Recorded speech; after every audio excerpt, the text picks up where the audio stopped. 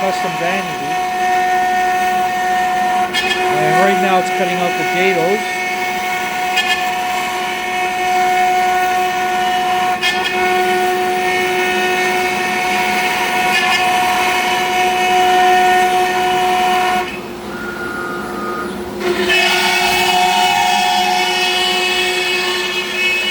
Make sure it fits. I don't have a piece small enough.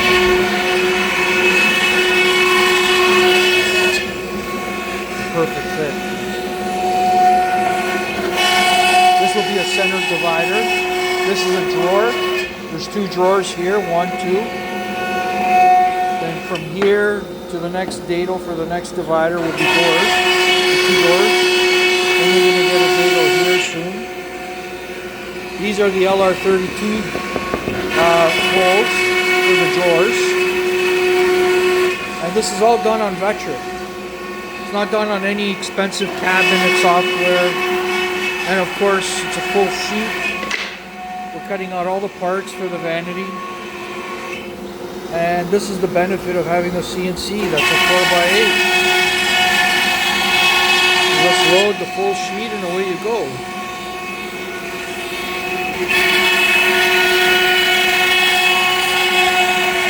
It's a little trick I learned. You see that screw there in the center? When we drew the file up in Vectric, we placed our hold down screws. We put in a V-bit, and the V-bit just marked exactly where the screw was to go. So it makes for easy placement and for a great hold down.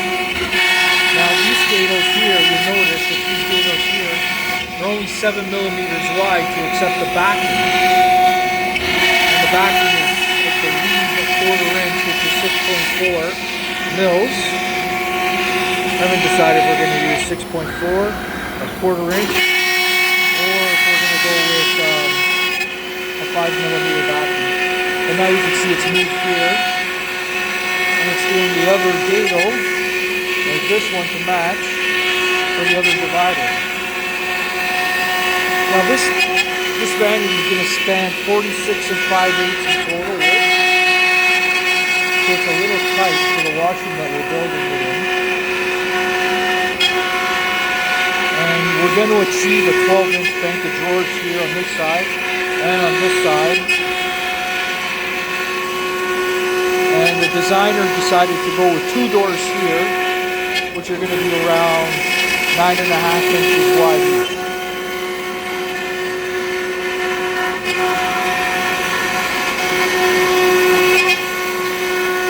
Yeah, that's pretty cool. So after this run, we're going to cut out all our parts. Alright, so she's finished this. Now let's go to G-Sender. We're going to remove this file. We're going to exit this file. We're going to close this file. We're going to load a new file.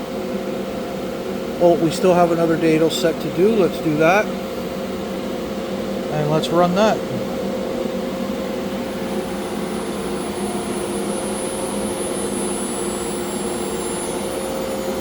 It's just going to make the backing, the dado for the back, the bottom part of the cabinet. It's going to make a long dado right across right now.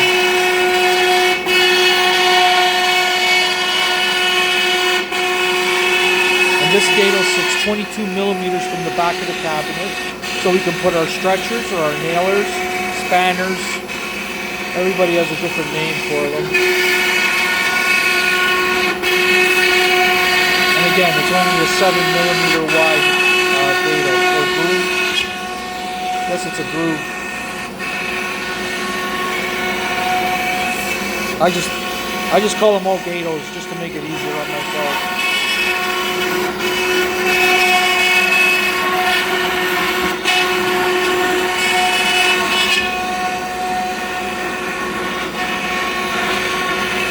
Good question is, why did I make 2 separate tool paths? I think that was a brain fart on my part. There was no need to make 2 separate tool paths for all the dados. Alright, so that's finished. Now we are going to remove this file because that's the way I like to work. And we're going to load the next file, and then this is the cutout for all the parts. So you can see how many parts we're going to cut out now. So let's start her up. Now this might take a little bit of time to run. There's a lot of parts.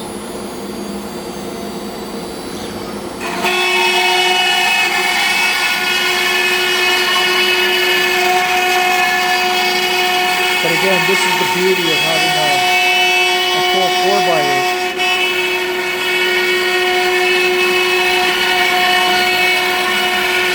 Cut all your parts out at once on a full sheet.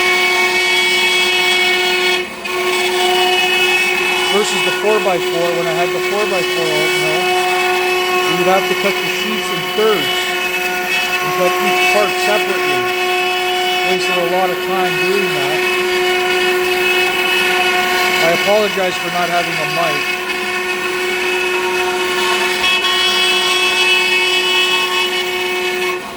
Now, a lot of guys have been making comments as to why it's screaming. I have no idea. It's a good question. The thing is, though, I've checked the chip load with my keys and screws, and this is the correct. Actually, I'm going a little too slow. I'm running at 325 inches a minute, and I should be probably running closer to 375 a minute. But this is the chip load that I get on my calculator for this bit and this material. Now, unfortunately, because we don't have a vacuum bed, we have to put tabs in to keep the material from moving when we do our cutouts.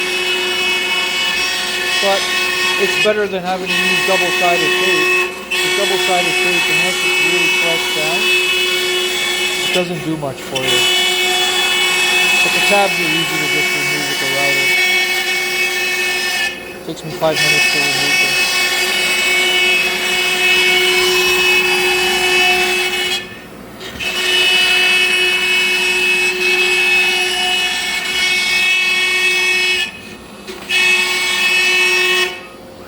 So there's our first set. This is the bottom panel. And it looks like she went right through. Good. Now it's cutting out the two end pieces for the sides. And it looks like it's going to do them individually.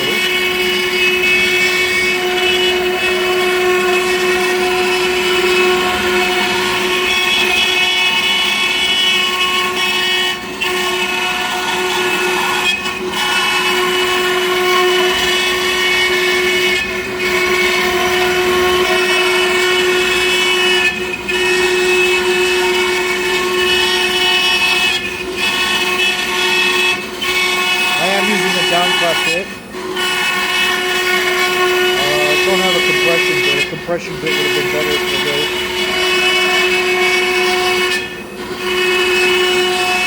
I had a couple of them and I can't find them.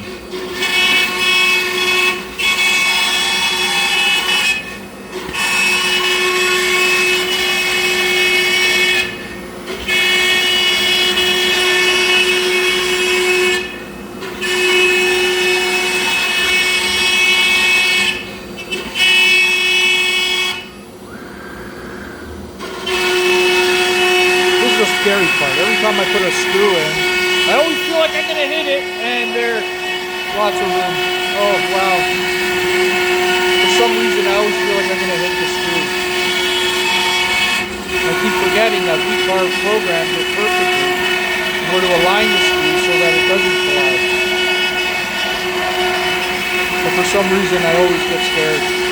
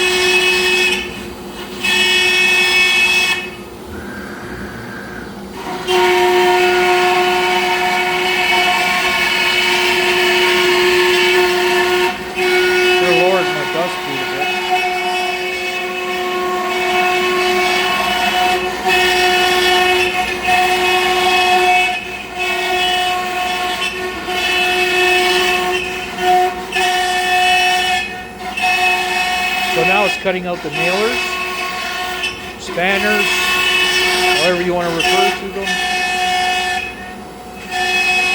If I remember correctly, there's 12 of them.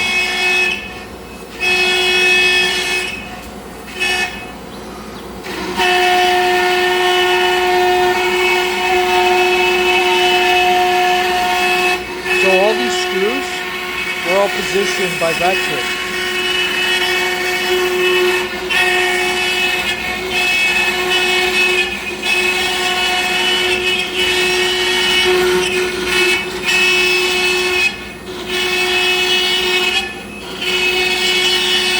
The last thing you want is material to move on you.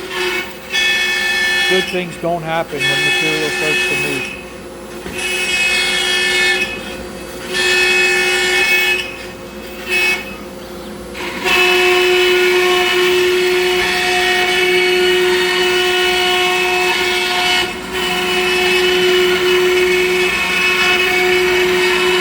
So these parts here, the stretchers, the nailers, spanners, again, however you want to call them, I nested these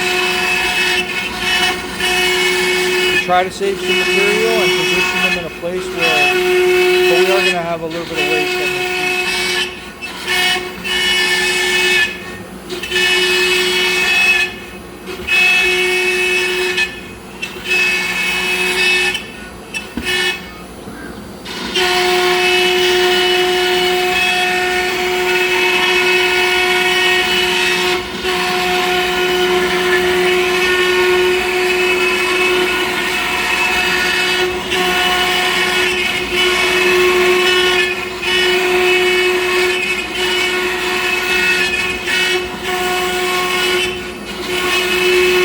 Should be 4 more of these ones that it's cutting out right now, and then 4 of the longer ones for this panel here, the center panel for the door.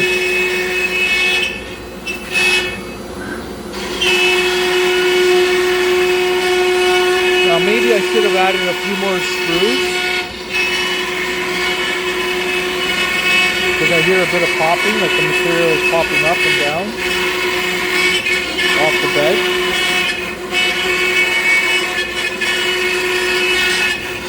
But it should be fine. It's not going anywhere.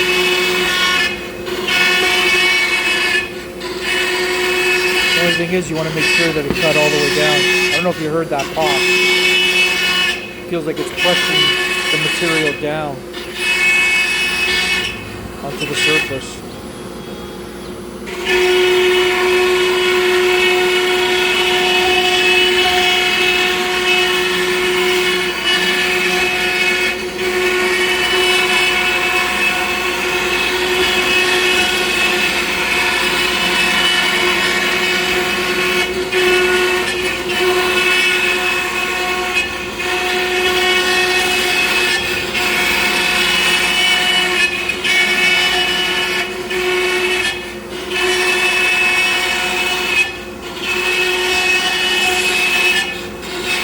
I guess this is the biggest difference of having a CNC versus a big sliding table saw or panel saw, however you want to call it.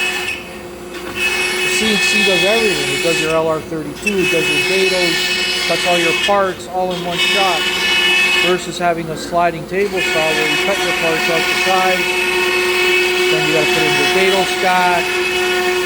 Yeah, it might take a little bit longer to set up the file, depending which CAD CAM software you're using. I haven't tried Mosaic yet, or KCD. I just think that I can do everything I need with Vector.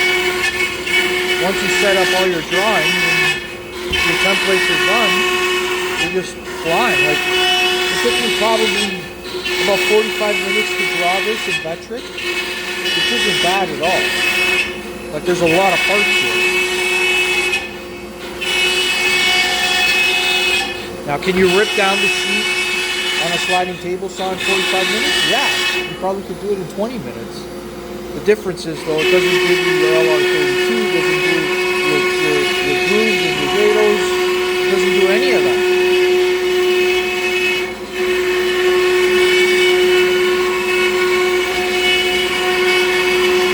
precision of having the CNC, I think, just makes it a lot better versus, you know, having a cabinet table saw or a sliding table saw. I know that there's guys out there that will argue with that all day long because they don't have a CNC.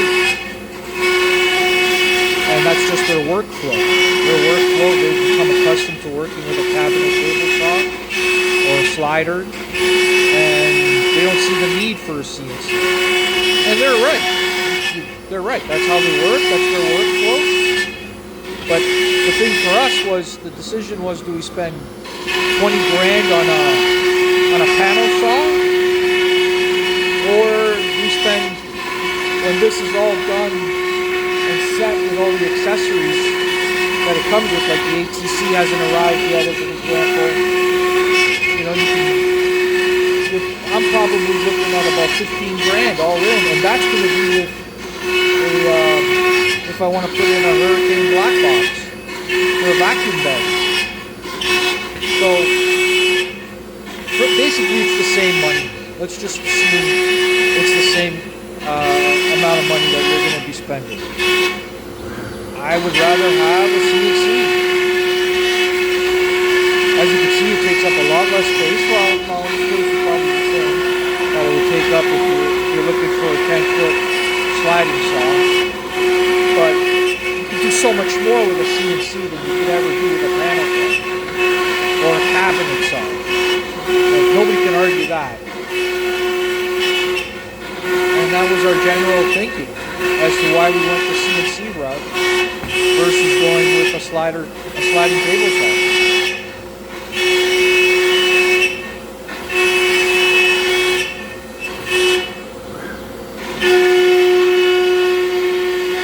Of course, with the 4x8, you don't have to break down the sheet.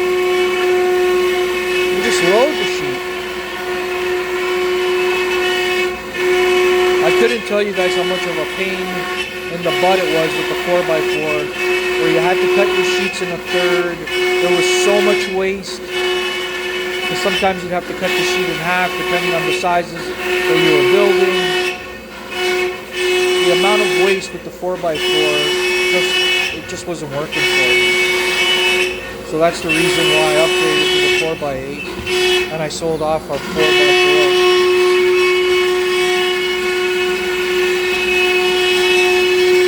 The guy who bought our 4x4 is extremely happy with it, but he's not a cabinet shop.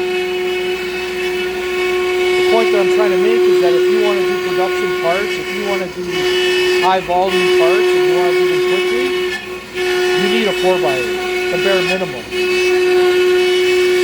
And the funny thing is that with our cabinet doors and stuff, the best yield, so the best bang for your buck on material, waste, and so on and so forth, believe it or not, is a 5x10. But CNC doesn't make a 5x10 yet. Maybe in the future they might. But you get the best yield with a 5x10 machine. So now it's just going to cut out the last two pieces, the last two panels. Oh, this is where I get a little worried it's going to hit the screw, and no, it's not.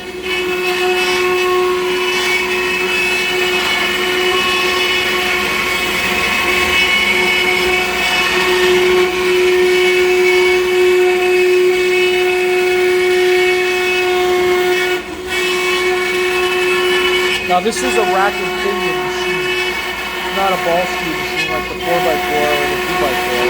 It's all rack and pinion. The ball screw is in the x-axis.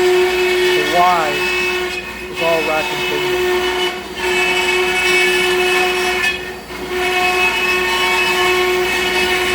But I would highly recommend the Altmill 4x8 if you're a cabinet making shop, or if you're a serious woodworker, or even if you're like a big hobbyist and you got the room, go for the 4x8.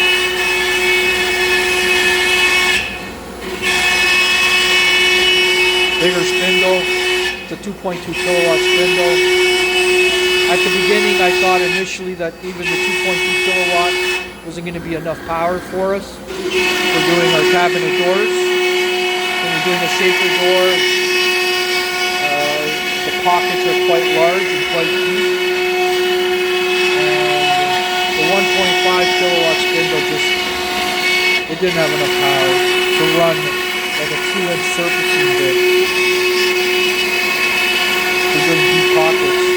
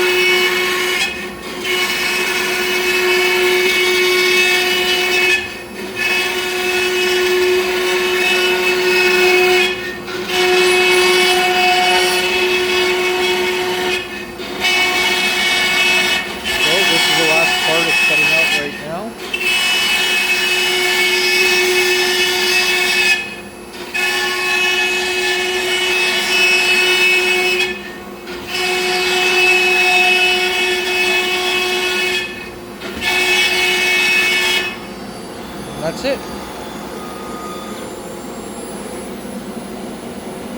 Let's press job end and let's send the machine home.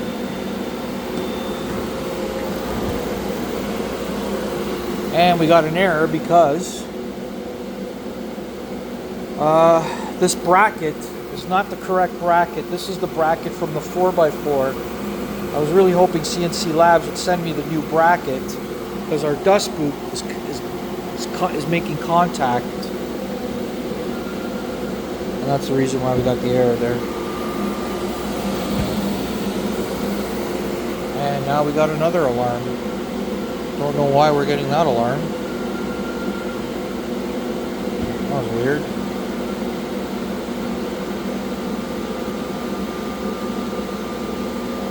Oh, now she's going home. But yeah, so there's all the parts for a pretty large vanity that we're going to be building tomorrow. We're going to be doing all the joinery tomorrow. Alright guys, thanks so much. I hope you enjoyed it.